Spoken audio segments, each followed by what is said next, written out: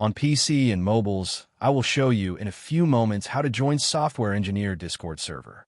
It's the same method on both PC and mobiles.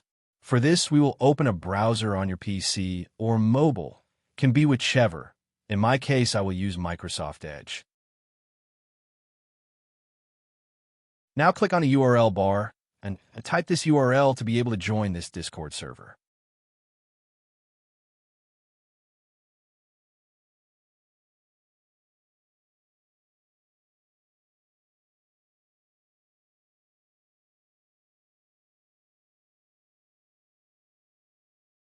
Doing this will automatically start your Discord application if you have it installed. Then click Join, and you'll have access to the Discord server.